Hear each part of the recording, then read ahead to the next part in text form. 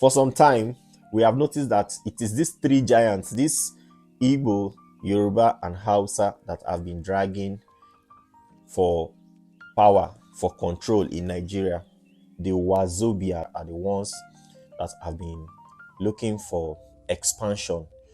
They have been this power tussle between the Yorubas, the Igbos, in Hausa, even the Fulanis in the northern part of Nigeria right now. And of course, we all know that these three tribes were created by the imperialists. It is a very, very clear one. But over the years, the war group, that is the Yorubas, they have been united and we have been so happy about them.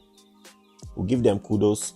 Imagine bringing up smaller tribes, minority tribes, and bringing them together because of maybe how similar they are, and they united to become one tribe, and being united till this moment. I respect the Yorubas for that. I respect them. Same with the Hausa group too. They are minority tribes that came together too and became one as called Hausa. But where we are having problem now is this Igbo group of people. The minority groups that were made to form this Igbo group, they have not been united because they have different histories. Most of them they were aboriginal to their area, so until the imperialists brought some of them from Equatorial Guinea, Israel, Papua Guinea. They brought them in this Igbo area. They are causing problem everywhere. They have caused disunity among all the tribes in those areas. Now, these people are now looking for expansion. They want to take over the sovereignty of other tribes that are their neighbors. They are now claiming those tribes.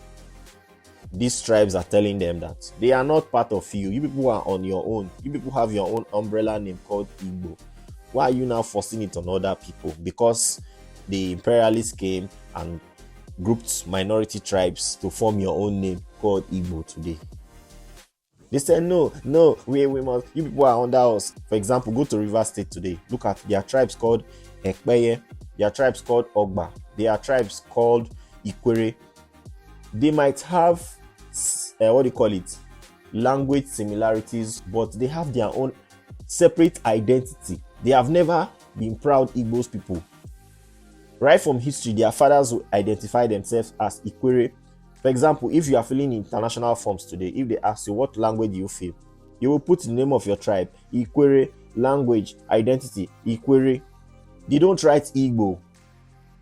The people amongst these Ikwere people who came are part of these slaves that migrated to their area. They are now staying there now. They are now claiming that they are Ikwere people and they are Igbo people. These same people migrated into those neighboring communities to Ika land, Ukwani land. It is these slaves among them now that are claiming that Ukwani is part of them, Ika is part of them. If not, in the real sense, the Ukwani people, when they are writing their identity or tribe, Ukwani, language, Ukwani. But you will see some foolish ones among them, they'll be writing Igbo. That is how we used to know those of them that migrated from those places to our side to come and stay in our land. They will now start claiming. We have many of them in this place that we are staying now. That is how some of them in Delta State, that's how they used to write their own too. They don't know their tribe. This is how you know those people that we call slaves, because they are migrants in our communities. You will see them claiming, I'm Ukwani, I'm Igbo. They don't know themselves because they don't know that Ukwani is an identity. It is those people that they brought from Equatorial Guinea, Papua Guinea, that you see claiming that they are Igbos, they are Ukwani. They escaped. Many of them escaped from where they kept them in the slave camp. So today, they have been bringing history to our tables, coming to tell us that we are under their umbrella. We told them that we are independent of them. That is why today we want to teach them their history again. We want to teach them their history, because many of us are going deep into history books, their history books, to see how they came about. This group of people that are claiming that other people are under them. This group of people that are claiming that people came from them. So today, one of our very good colleagues is going to be teaching us about their history and how they came into this part of Africa. Watch the video. Welcome to Rudolph's Insights. Today, we shall be talking about the transatlantic slave trade and its role in creating an ethnic group in Nigeria. Around the year 1526, the first British expedition into Africa took course. Their first major business, slaves. You see, around this time, the New World, which will later be known as USA, were in need of manpower to work on the sugar and cotton plantations. They, however, tried a whole lot of other races, ranging from Chinese to the Indians, but they noticed these races were, should I say, fragile, which was what prompted the British, to source for an alternative source of manpower, and their search led them to Africa. The organization tasked with this responsibility of bringing this manpower, or should I say slaves, from Africa to the New World was known as International British Organization, for short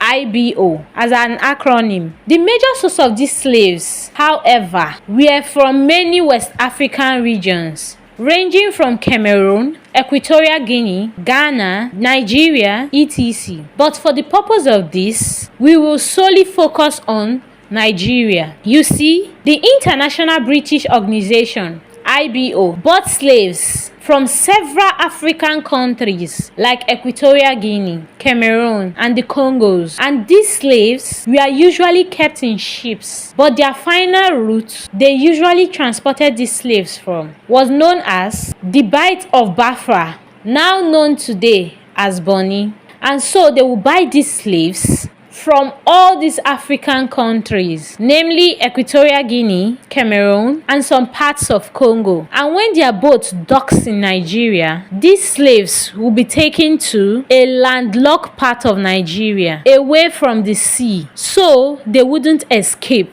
using those sea routes. The perfect place they chose for this is what is today called Imo State and Abia State, which is the closest to the Bight. These slaves were also fed and made to recover before the British, finally loaded them back into the boats and set sail to the Americas. And hence, you usually see things like this. You see, most times we mistake the Iswama as the area where slaves were bought from by everybody. But quite on the contrary, the Iswama is the area the British docks some of their slaves pending when they finally set sail. However, they left those slaves who were fragile or condemned, like old people, pregnant women, and wounded or sick slaves there. It is only the strongest slaves that were prepped and set for sale to the Americas. These slaves, however, did not speak one language, since they were brought from different parts of Africa. We will get back to this. However, the British kept on with this same routine, and the slaves who were condemned or left around the Iswama region in what is today Imo State,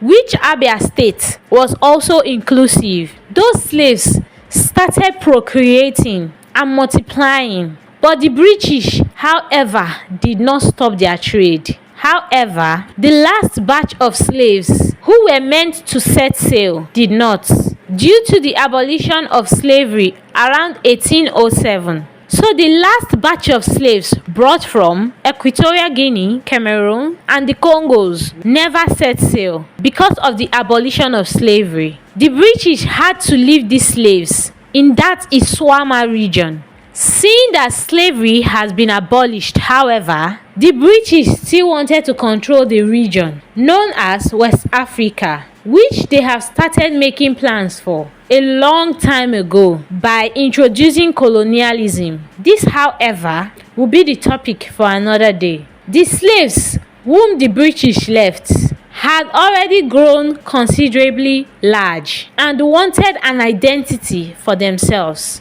and hence they decided to keep the name IBO, which is an acronym for International British Organization, or should I say, the Igbo tribe of Nigeria. And remember, they did not speak one language, owing to the fact that they were never one people. Well, the British, who had later introduced colonialism in a bid to remedy this situation, contracted, or should I say taxed, the late Bishop Ajayi Crowther, may his soul rest in peace, with the responsibility of formulating one unique language which these people would use to communicate in one voice. Ajayi Crowther had to study the languages of the indigenous people of Nigeria, like the Ikweres, the Ikas, the Igalas, the Benins, etc., and took their lexicons and words to make this a success, which was what gave birth to the first Igbo Bible and dictionary documents above. And the British taxed every teacher in that region to teach this language, which would later be known as the Central Igbo language, to everybody, both old and young.